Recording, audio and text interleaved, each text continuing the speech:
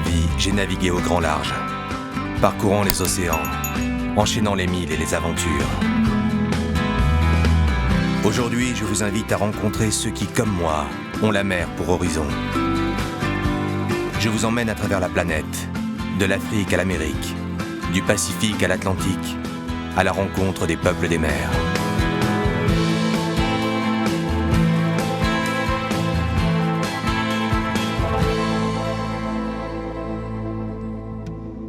Aujourd'hui, nous partons pour un long voyage à travers l'Amérique du Sud, à la rencontre de peuples qui se servent de la mer pour construire leur liberté. Au Honduras, les Garifuna, d'anciens esclaves en fuite, vivent en autonomie. Pêchant, cultivant, célébrant les croyances de leurs ancêtres africains, ils se sont organisés en obéissant à une seule règle, agir comme bon leur semble. Les Kuna du Panama se sont autrefois battus pour leur indépendance. Désormais, ils forment une communauté à part qui cultive sa différence.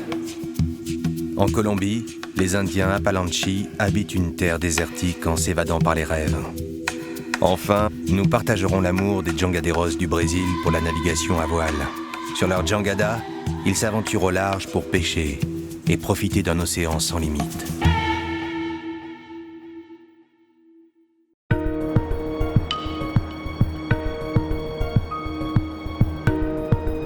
La mer nous a créés, disent les Garifuna. Ces descendants d'esclaves vivent aujourd'hui le long de la côte du Honduras, en communauté soudée, à l'écart du bruit du monde. Un pied ancré dans la mer, l'autre dans le sol, les Garifuna n'ont jamais rien oublié de leurs racines africaines.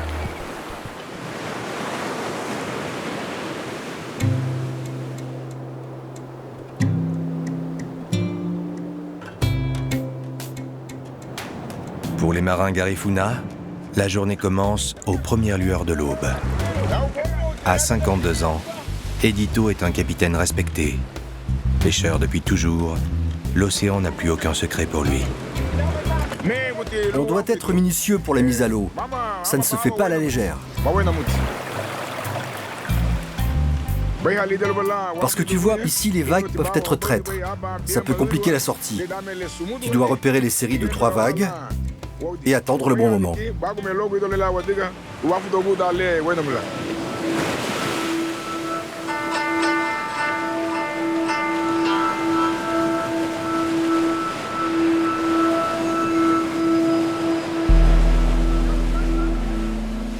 La barre de vagues passée, inutile de s'aventurer en haute mer pour trouver du poisson. Il suffit de longer la côte. Soyez bien attentifs. Ici, les fonds sablonneux deviennent vite profonds et les courants froids qui longent le littoral attirent les bancs de poissons à quelques dizaines de mètres à peine de la plage. L'histoire des Garifuna commence dans les Caraïbes, sur l'île de Saint-Vincent. Des rescapés de naufrages de navires se mélangent aux Indiens Arawak de l'île.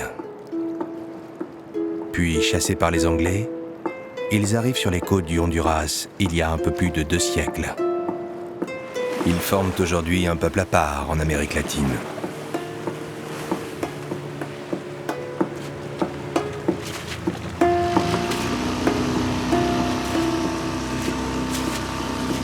On se met là? Non, plutôt par là. Si on veut en avoir, il faut faire un grand tour.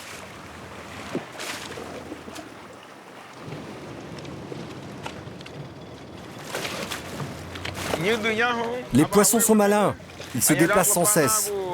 Pour les voir frétiller à la surface, il faut avoir des yeux partout. On est aidé par les gens sur la plage qui crient et nous montrent les poissons. Ici, tout le monde sait repérer le moindre frémissement à la surface. On sait tous lire la mer.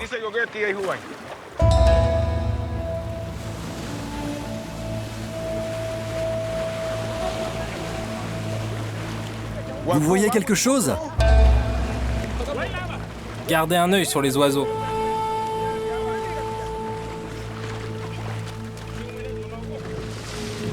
Et là-bas?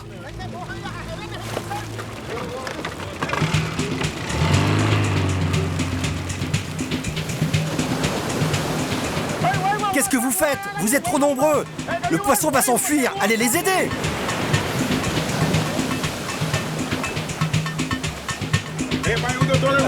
Tu vois, on les a eus.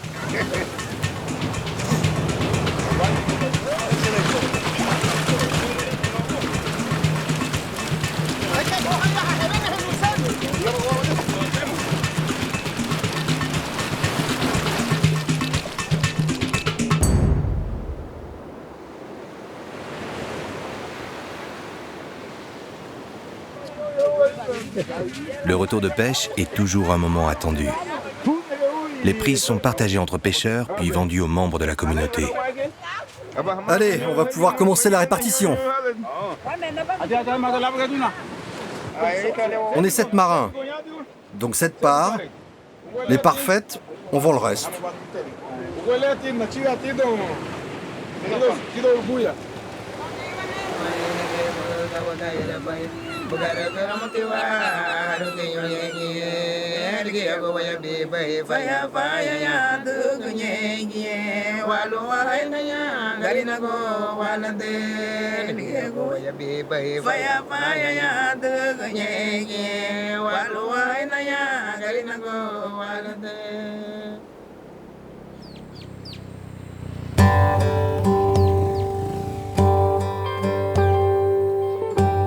Perdu sur une côte vierge, Punta Piedra est un village qui abrite près de 2000 habitants.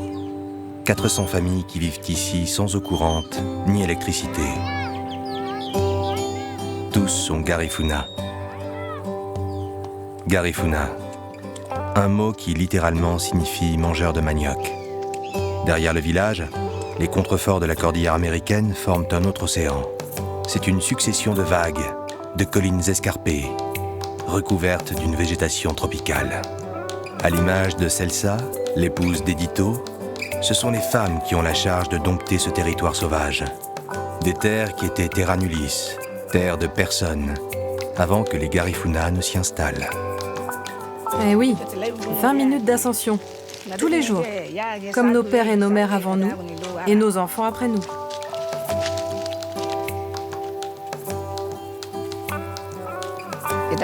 Tu vois, si on arrête de travailler la terre, très vite, la jungle revient. Là, il y a 15 ans, il y avait une parcelle. Maintenant, c'est la forêt. Avec la jungle, c'est un combat de tous les instants.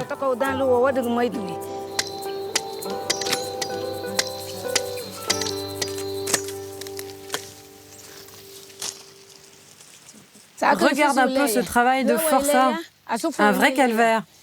Tous les jours, on doit lutter contre les mauvaises herbes. Désherber, couper, replanter, encore et toujours. Un vrai sacrifice.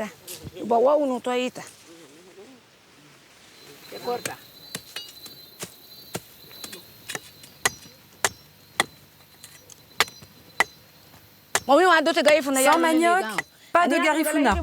Le manioc qu'on récolte en forêt est aussi important que le poisson que les hommes pêchent en mer.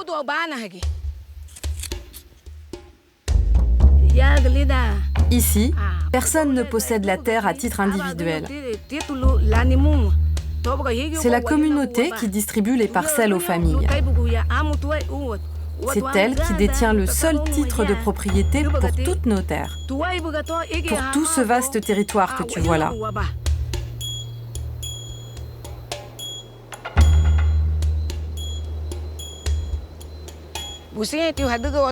Ceux qui veulent faire des hôtels ou de la culture d'huile de palme aimeraient bien mettre la main dessus. On doit se battre tout le temps pour sauver les limites de notre pays. Pas question qu'ils s'approprient nos terres. C'est la terre des Garifuna. On est né ici et on mourra ici. On ne partira jamais. C'est chez nous.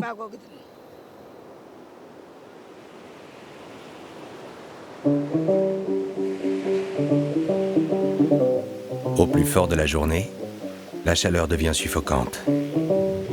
Punta Piedra sombre dans une léthargie profonde. Il faut attendre la fin de la journée pour qu'une brise marine se lève enfin. Nous en profitons pour aller pêcher sur la plage.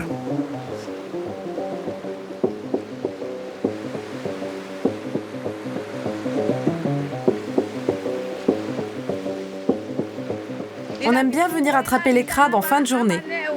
On vient entre femmes avec les enfants. Après la chaleur et le travail de la journée, c'est vraiment agréable.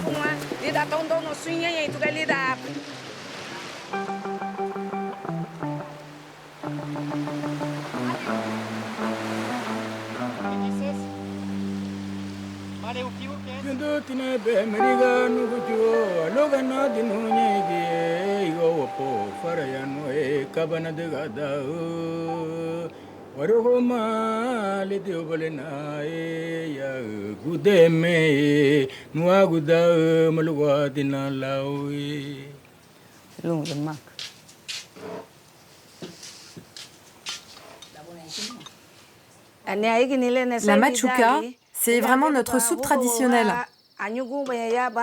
La base, c'est le lait de coco et la purée de banane. Là, elle est à la langouste. Mais tu peux aussi la faire avec du poisson.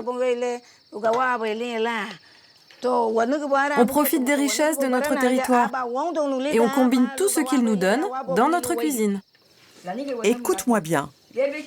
La machuca, c'est un symbole fort de la culture Garifuna.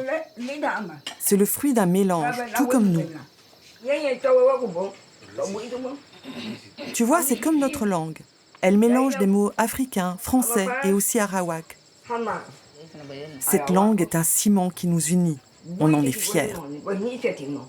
Ici, c'est un pour tous et tous pour un. Il n'y a pas de distinction entre nous. Tu l'as vu quand on pêche.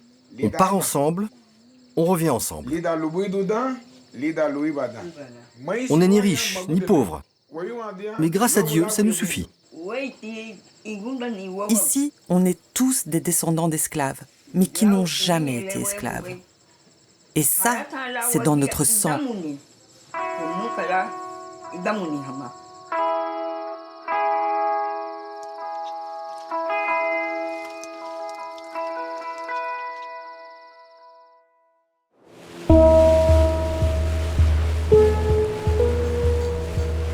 Edito m'emmène une dernière fois en mer. Cette fois, nous nous sommes éloignés de la côte pour un autre type de pêche.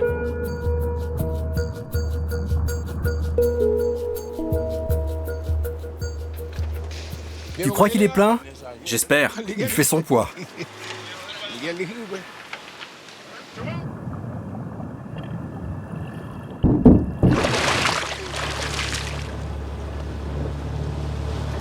Elle est belle, celle-là. Tous les jours, en mer comme à terre, les Garifuna luttent pour perpétuer leur héritage le plus précieux, survivre et rester libres. Au fil du temps, malgré l'errance, ils ont réussi à rester eux-mêmes au sein d'une Amérique hispanique. Les Garifuna sont d'ici, mais aussi de là-bas. De cette Afrique de l'autre côté de l'Atlantique. De cette Afrique si lointaine et qui pourtant les unit.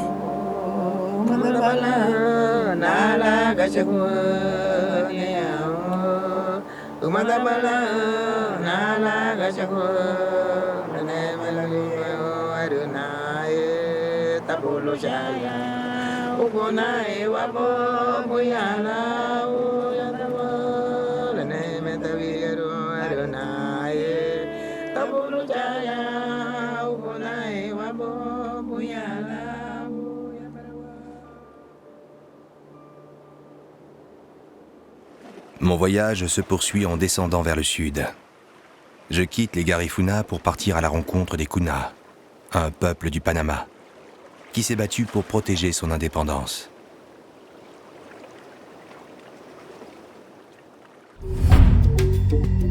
Il y a 400 ans, les Indiens Kuna quittaient les montagnes du nord de la Colombie pour fuir l'avancée des conquistadors. Un chapelet d'îles posé sur la mer des Caraïbes devint leur refuge. Un peuple de la terre devenu peuple de la mer pour sauvegarder son mode de vie et sa culture.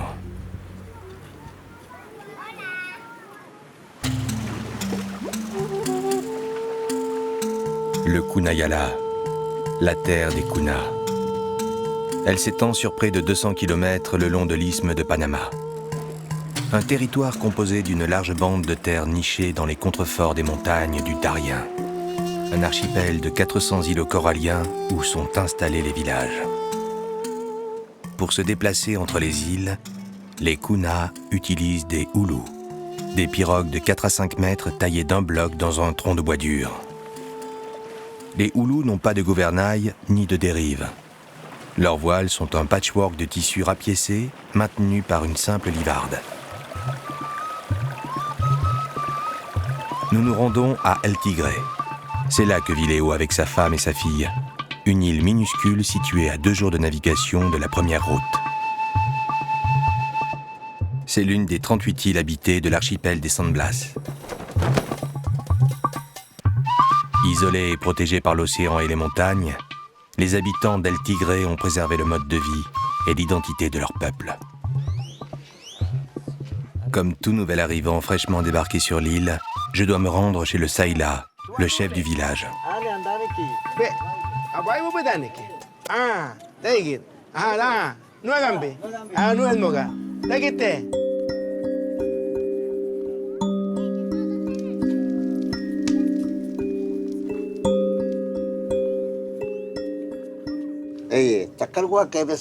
Il y a très longtemps, nos ancêtres vivaient dans les montagnes.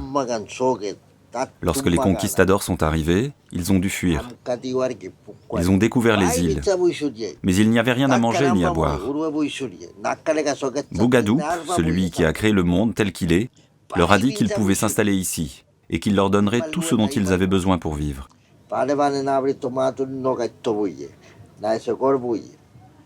Lorsque nous pêchons, si nous ramenons beaucoup de poissons, nous devons le partager avec toute la communauté. Personne ne possède la mer. Elle est la richesse de tous les Kuna.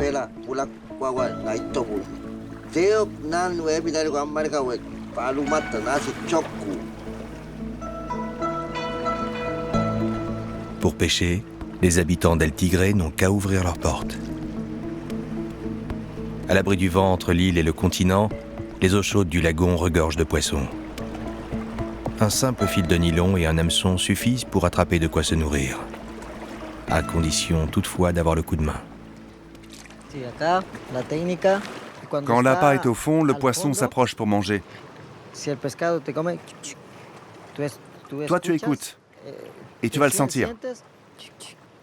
1, 2, 3, et tu le ramènes. C'est la technique que mon grand-père m'a enseignée.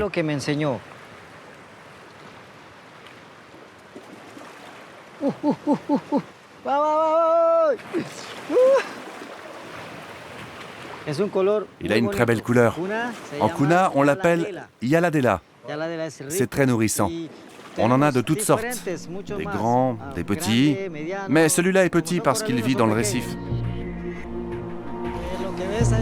Tu vois ce qui est blanc là-bas? C'est le récif corallien. C'est une protection. C'est comme une muraille.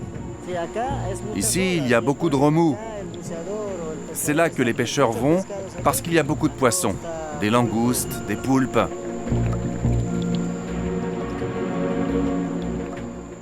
Mais les habitants d'El Tigre ne pourraient survivre sans la proximité du continent.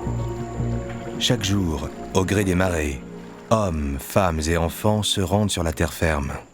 C'est là qu'ils puisent l'eau douce, qu'ils cultivent les légumes et les fruits, chassent le gibier et coupent le bois.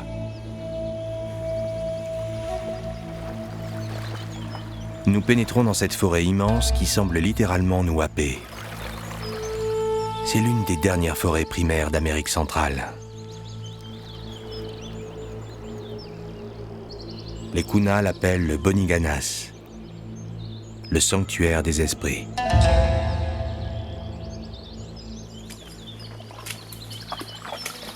Oh, disculpe, te llamé.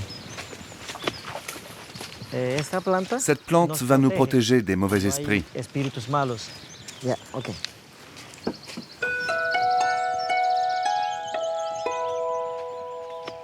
Les habitants d'El Tigre pratiquent la culture sur brûlis. Des parcelles de forêt sont d'abord défrichées, puis brûlées pour fertiliser les sols. Une agriculture vivrière qui leur permet de produire riz, bananes, ignames, mais surtout le manioc, qui constituent la base de l'alimentation des Kuna. Une fois que tu as tout enlevé, tu replantes des petits morceaux. Chacun d'entre nous replante pour qu'on ne se retrouve pas sans manioc. Je n'en prends pas trop car c'est seulement pour moi. Demain, il y a d'autres gens du village qui viendront. C'est important de replanter. Nous sommes de la terre, mais nous avons appris à vivre avec la mer. Parce qu'ici, à cause du danger, nous ne pouvons pas rester. Il y a des moustiques, des abeilles, des couleuvres, des crocodiles. C'est pour ça que la vie sur l'île est meilleure. Mais nous devons tout de même revenir à la terre ferme, à la terre-mère, pour ramasser de la nourriture. Le manioc, les mangues, les cocos. La nature qui nous entoure fait partie de nous. Pour vivre le mieux, c'est l'île. Mais la terre ferme est indispensable. C'est Dieu qui nous a donné tout ça.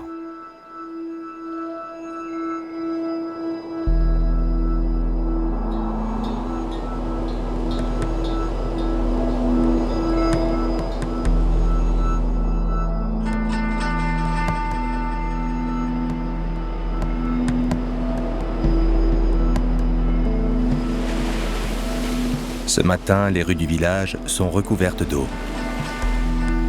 La tempête qui a soufflé pendant la nuit a submergé l'île. Elle tigrait affleure à peine de la surface de l'océan. Ces plages n'offrent aucune protection contre l'assaut des vagues. Alors, pour se protéger, les habitants essaient d'enrayer l'érosion de l'île en plantant des arbres.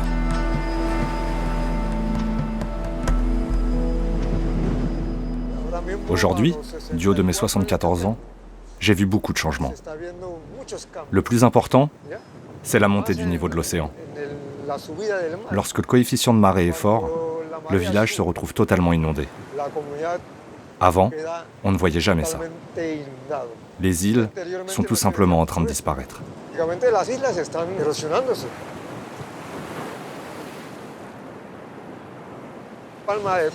Regarde ce cocotier. Il est sur le point de tomber. Il n'y a même plus de racines. Ce sont les vagues qui grignotent la terre et les racines. Dans peu de temps, l'arbre va tomber. Il y a une île qui connaît en ce moment même ce problème d'érosion. Elle se réduit à vue d'œil, alors qu'avant elle était grande. Il est certain qu'un jour ou l'autre, elle va disparaître.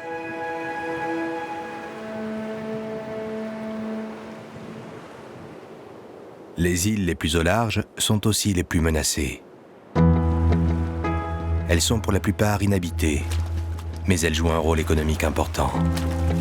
Chaque famille Kuna possède des terres sur ces îlots recouverts de cocotiers. Pour beaucoup d'entre elles, la récolte et la vente de noix de coco représentent l'unique moyen de gagner de l'argent. C'est mon camp, le camp de la famille. Avant, je vivais à Panama. J'y ai travaillé pendant 8 ans. Un jour, j'ai décidé de revenir dans mon village. Parce que lorsque je travaillais, je pensais tout le temps à mon village. Je l'avais toujours dans mon cœur. À Panama, c'est différent. À 7 heures du matin, ton chef te dit de venir, tu dois travailler. Je me sentais comme si j'étais en prison. Ici, c'est différent. Tu peux venir sur l'île, pêcher, ramasser les cocos. Tu te lèves quand tu veux. Ici, tu es libre. Profitant de la présence de ces nombreuses îles, efficaces remparts contre l'océan, les Kuna ont cultivé leur indépendance. Ils vivent dans un espace isolé et protégé qu'ils tentent de sauvegarder, car ils savent que si un jour ils disparaissaient, leur peuple s'effacerait avec lui. Je quitte le Panama pour poursuivre mon voyage en Amérique du Sud. La prochaine étape m'emmène en Colombie.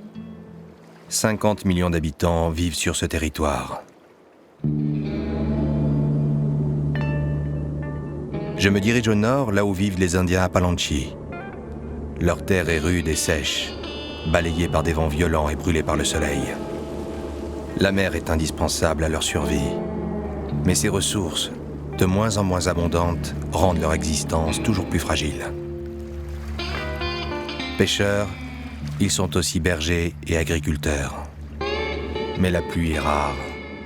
Alors pour la faire venir, ils organisent des danses et des rituels, perpétuant les traditions d'un peuple en équilibre entre deux eaux.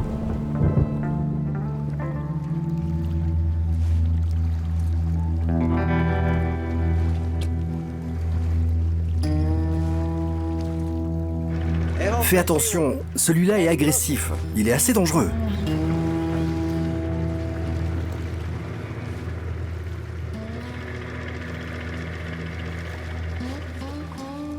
Voilà l'épine. Elle entre dans la peau et après, impossible de la sortir.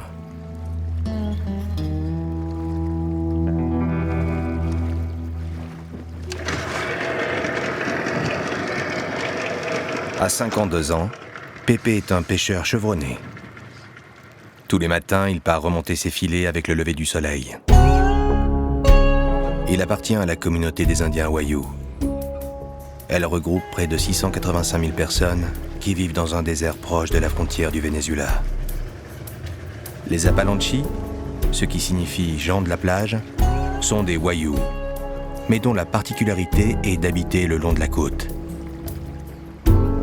Quelques centaines d'Apalanchis, dont Pépé, se sont installés dans la baie de Portete, au nord-est de la Colombie. C'est ma maison. Protégée par un labyrinthe de palétuviers, la maison de Pépé, située à proximité d'un petit port, domine la baie. Ouverte sur la nature, elle vit au rythme du passage incessant des enfants, des cousins et amis de la famille. Une petite communauté qu'il nourrit en partie grâce aux poissons qu'il pêche. Oh, la pêche n'a pas été terrible. Du coup, les poissons d'aujourd'hui vont juste servir à nourrir ma famille, ainsi que les membres de ma communauté. Il n'y en a pas assez pour les vendre. Mais quand j'attrape 8 ou 10 kilos de poissons, alors là oui, je les vends. C'est notre moyen de subsistance principal. C'est notre pain quotidien pour les enfants et la famille. Sans poissons, il ne serait pas possible de vivre ici.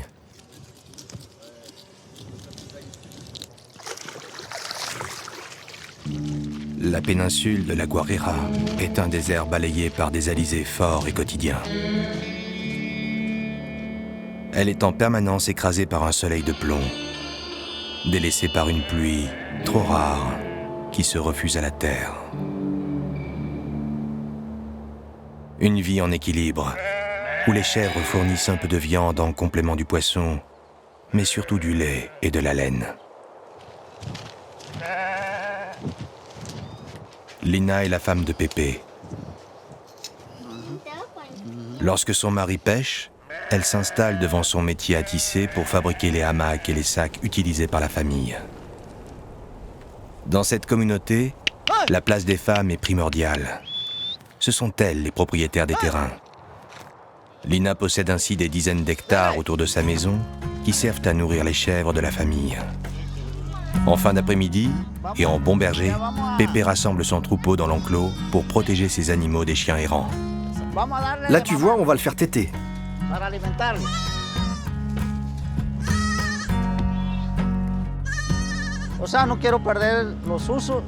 Personnellement, je ne souhaite pas abandonner les coutumes qui composent notre identité amérindienne.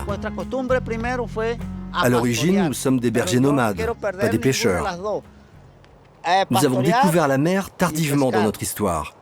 Et maintenant, nous avons l'activité pastorale et la pêche. Comme tu as pu le voir, nous, les Apalanchis, nous savons élever les chèvres et pêcher. C'est ça, être Apalanchi. La légende Wayuu raconte que ce peuple est né dans les montagnes du Venezuela il y a 7000 ans. Vivant du peu que leur procure la mer et leurs troupeaux, les Apalanchis ont toujours été isolés. Jamais colonisés, ils se sentent encore aujourd'hui comme un peuple à part. On ne parle espagnol que quand c'est nécessaire, quand quelqu'un de l'extérieur, comme toi, nous rend visite. Mais notre langue, c'est le Wayuu Naiki. C'est important de parler notre langue, car je ne veux pas que notre culture disparaisse. Je veux que demain, nos enfants s'en emparent et la défendent, dans leur sang, dans leurs veines. Je veux qu'ils se battent pour leur identité indigène.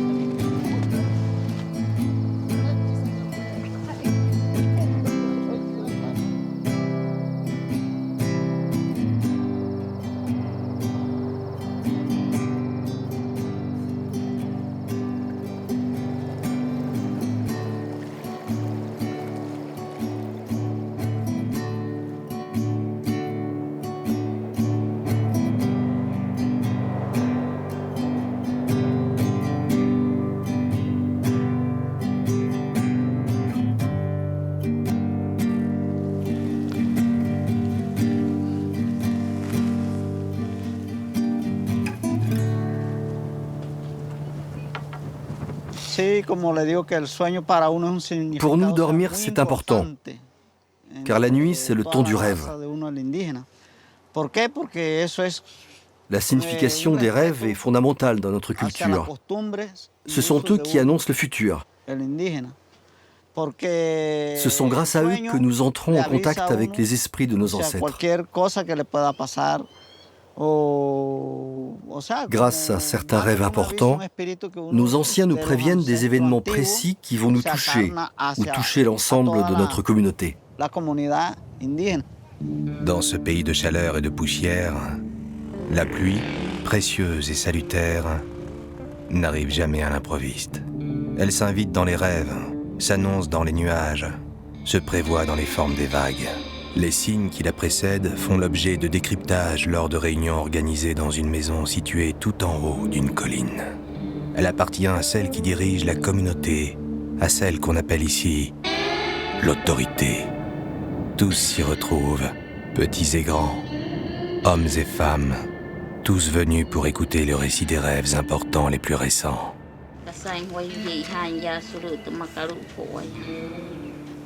J'ai fait un rêve il y a 2 jours.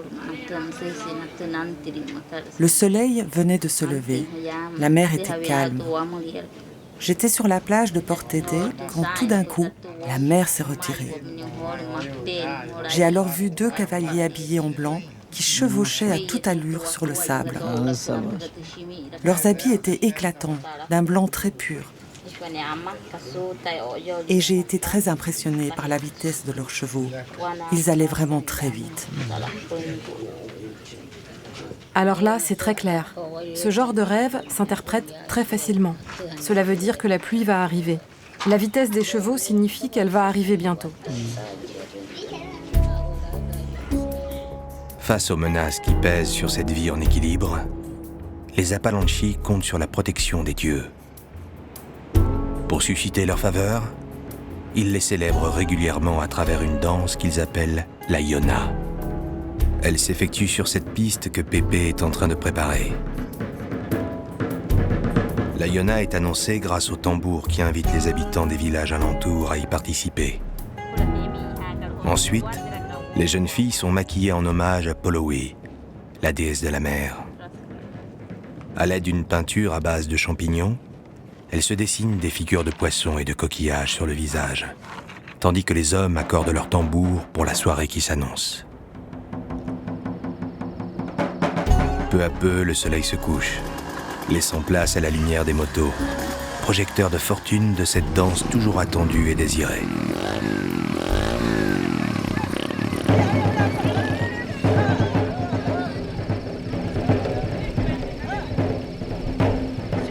Le rôle de la femme est de courir pour faire tomber l'homme.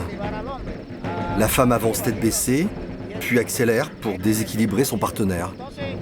C'est elle qui dirige le mouvement, l'homme se devant de réagir à ses attaques en reculant de manière habile, en faisant bien attention de ne jamais perdre l'équilibre pour ne jamais chuter devant elle.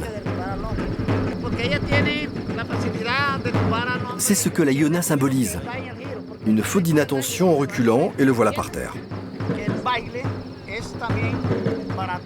Cette danse sert aussi à appeler la pluie. La Yona est une offrande aux dieux dans le but d'attirer leur faveur pour qu'ils nous envoient une pluie régulière. Nous interprétons nos rêves, puis nous invoquons la pluie grâce à cette danse.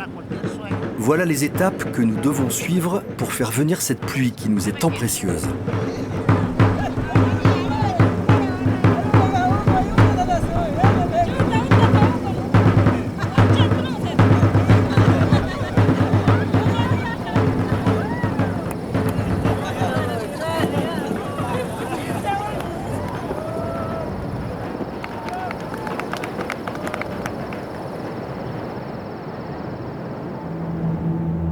Au réveil, la pluie n'est pas au rendez-vous.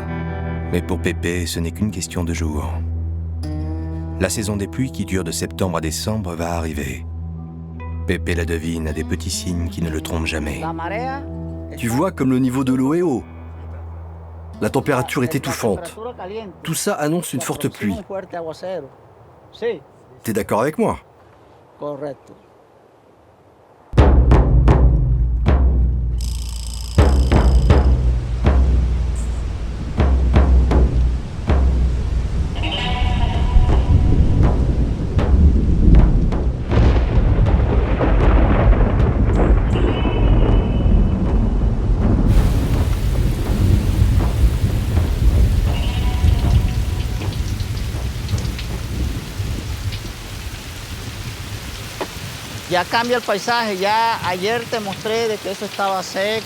Le paysage est déjà en train de changer. C'est déjà beaucoup moins sec. Et dans 3 jours, tout aura changé. Tout va fleurir, les cactus vont fleurir, il y aura des fruits. Quand il pleut, la pêche est bonne parce que les poissons sortent des mangroves et vont chercher à manger dans les profondeurs de la baie. Pour nous, c'est le moment de sortir les filets. Une fois la pluie terminée, les hommes se préparent à partir en mer sur la petite plage de Port-d'été.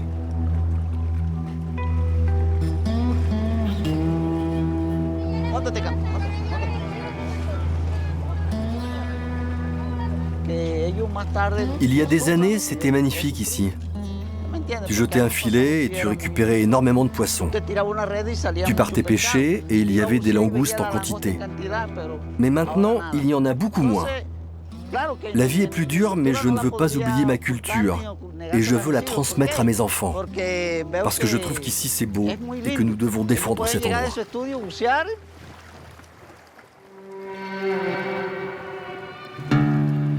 Les bateaux entraînent vers le large ces bergers devenus marins.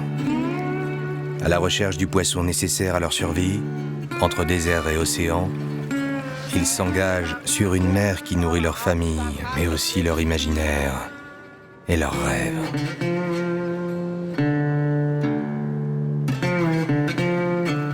Je quitte maintenant la Colombie et ses bergers des mers pour m'engager plus à l'est.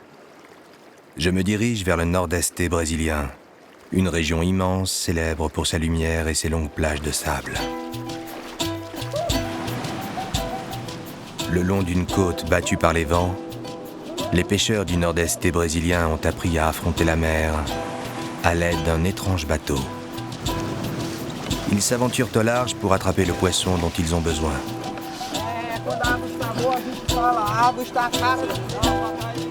Mais ces pêcheurs sont aussi compétiteurs. Ils aiment plus que tout mesurer leur qualité de navigateurs dans des régates qui consacrent les meilleurs marins du village.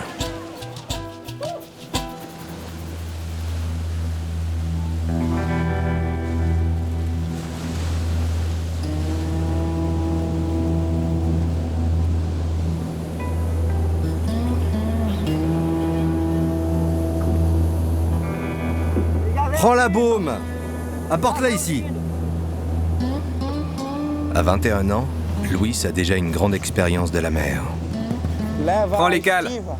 Pêcheur, comme son père et son grand-père avant lui, il embarque tous les jours sur une jangada, un bateau typique de cette côte du Brésil, dont la traduction en portugais signifie radeau.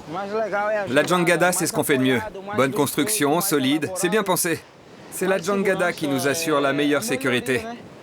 On cherche toujours à l'améliorer en la rendant de plus en plus fine, pour mieux coller à la mer.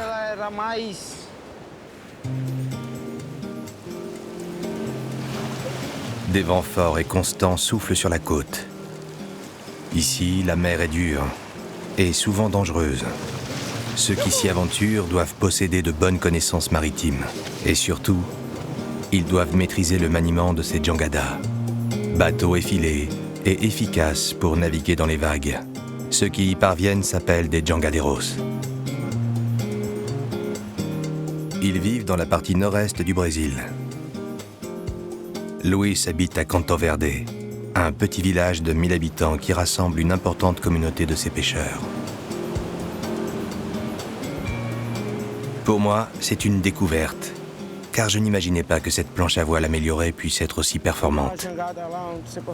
La jangada va jusqu'où le pêcheur aura le courage d'aller. Ça peut être 15, 16 km, même 20.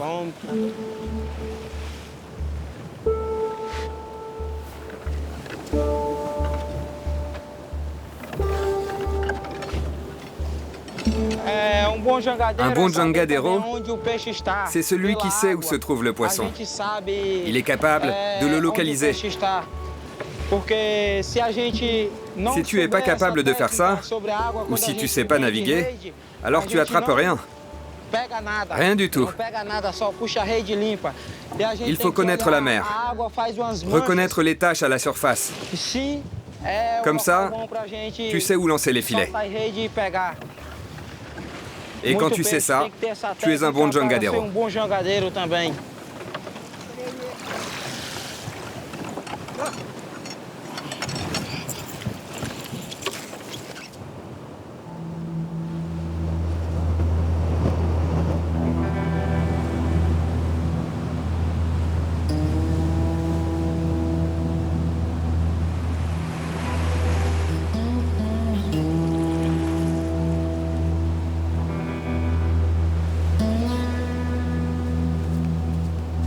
Quand le soleil se couche derrière les dunes, la plupart des jangaderos de Canto Verde regagnent leur foyer.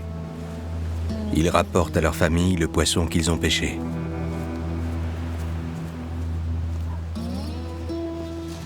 C'est ma maison. J'y habite avec ma famille, avec mon père et mes 3 frères.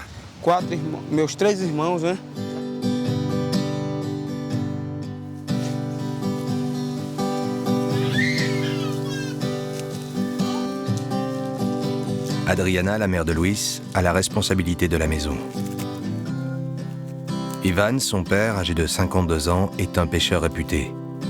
C'est un commandant, un maître, comme on surnomme ici ceux qui sont capables de mener des équipages pendant plusieurs jours lors des campagnes de pêche.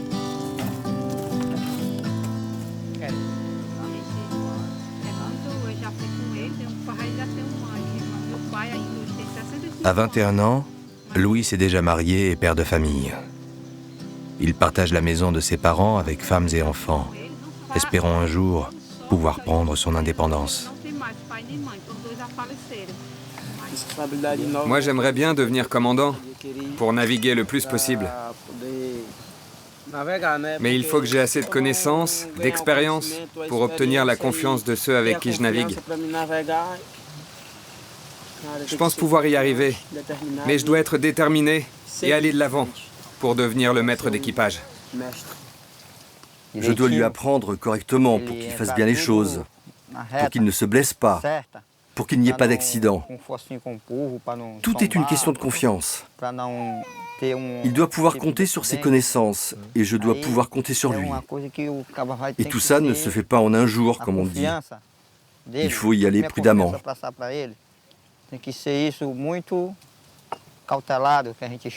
Tiens, un exemple. Quand on navigue le soir et qu'il n'y a pas de GPS, je dois lui apprendre à lire la position des planètes. Alors la nuit, on les regarde ensemble pour savoir quand embarquer et quelle direction prendre. Si je ne partage pas bien mes connaissances avec lui, tout mon savoir sur le positionnement des planètes, sur les cycles de leur lumière, alors les conséquences pour lui et pour son équipage peuvent être graves. S'il ne sait pas se repérer, c'est facile pour lui de se perdre en mer, et ce peut être très dangereux.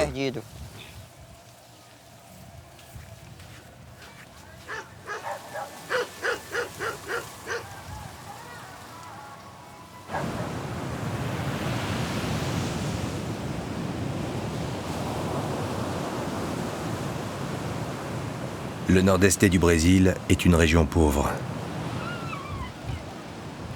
La famille d'Ivan vit du peu d'argent qu'elle parvient à arracher à la mer. Les trophées, gagnés lors de régates, sont bien souvent les seules décorations dans les maisons. Il s'expose aux yeux de tous pour que chacun mesure, d'un coup d'œil, la valeur du marin qui vit dans ces lieux. Dans la culture de ce peuple pêcheur, les vainqueurs de ces compétitions entre jangadeiros sont respectés et estimés. On est du même sang. Il a la même volonté que moi. Il veut gagner, être célébré par ses amis, tout comme moi. Je lui ai transmis cette passion très forte. Je l'ai entraîné pour qu'il ait envie de gagner, de remporter les courses.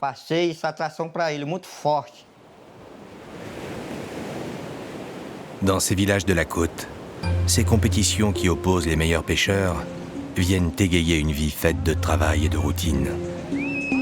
Peu à peu, bateaux et équipages se rassemblent sur la plage en vue de la régate qui va bientôt commencer. Le choix des voiles et l'ajustement des gréements sont des secrets bien gardés qui aideront les meilleurs à faire la différence. Autour des bateaux, amis et conseillers s'affairent. Chaque famille a son champion et chacun espère qu'il va l'emporter. Pour Luis, la pression est considérable et son humeur s'en ressent. Ça doit être mieux fixé. Vous voyez là, c'est même pas droit.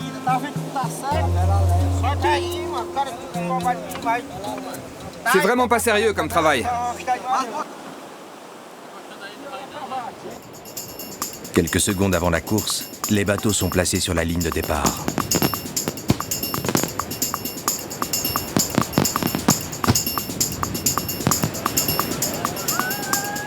Luis est l'un des mieux placés. Pour Ivan, en revanche, sa position un peu à l'écart l'empêche d'espérer une victoire facile. Dès le départ, le bateau de Luis se positionne de manière favorable. Mais la course est encore longue. Elle dure près de 2 heures. Les concurrents doivent effectuer 2 passages autour de ces bouées marquées d'un drapeau noir.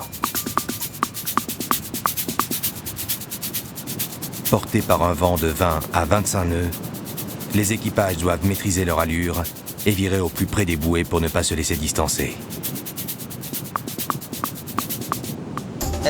Luis est très stressé par cette régate. Il sait que je suis, moi son père, l'un des meilleurs champions parmi les jangadeiros. Et il veut être meilleur que moi. Il veut me montrer qu'il mérite de devenir un commandant parce qu'il est sportif et qu'il fait les bons choix. Il ne veut pas échouer. Malgré son bon départ, Luis commet une erreur. Lors du dernier tour, il vire trop loin de cette bouée. Il se fait rattraper, puis dépassé par un adversaire. Désormais, une 50aine de mètres le séparent du leader.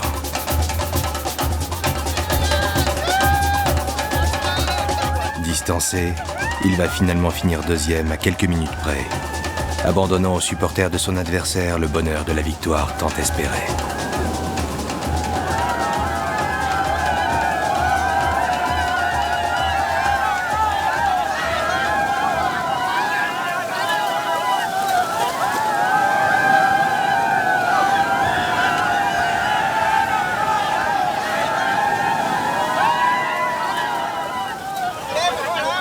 T'as fait n'importe quoi. T'es passé beaucoup trop large sur la bouée et tu t'es fait doubler.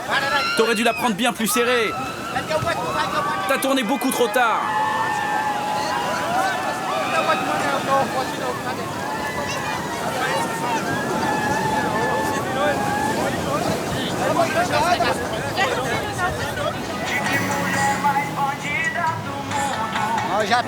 Bon, ce sera pour la prochaine fois. On se prépare déjà pour une prochaine régate avec des très bons. C'est dans 2 mois.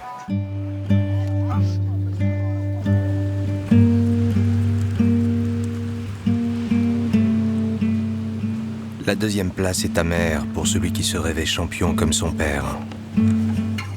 Mais il sait aussi qu'à 21 ans, l'avenir lui tend les bras.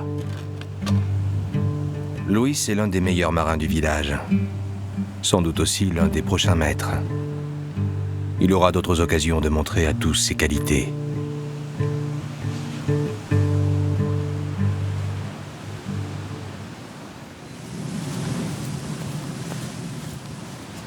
Sur la plage, Ivan prépare le repas du soir. Il sait que d'ici 1 an ou 2, son fils Luis prendra le commandement d'un bateau, qu'importe qu'il ait gagné ou non cette dernière régate. Un peu à l'écart, un groupe de musiciens répète ses enchaînements de capoeira, le célèbre art martial brésilien. À Canto Verde, la plage est un espace partagé par tous les habitants du village. Je lui ai transmis la force de caractère et la volonté de se battre. Je suis sûr qu'il fera un bon maître d'équipage. Je ressens dans mon cœur quelque chose de très beau. Je ressens beaucoup de fierté. C'est un grand plaisir de voir mon fils devenir un vrai marin comme moi. Ma femme aussi est très fière de lui. Et on ne va pas s'arrêter là. J'ai un autre fils plus jeune. Je suis déjà en train de lui transmettre le savoir nécessaire pour naviguer. Comme je l'ai fait pour Luis, avant lui. Comme ça, tous mes fils pourront défendre la tradition de la pêche et devenir de bons maîtres d'équipage. C'est ce que je souhaite de tout mon cœur.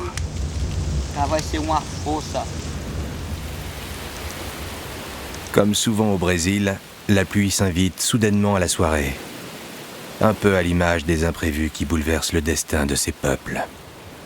De ce voyage en Amérique, je me souviens de la fierté de Pepe, Edito, Léo et tous les autres. Cette fierté d'avoir réussi à préserver l'identité de leur communauté en affirmant leur indépendance.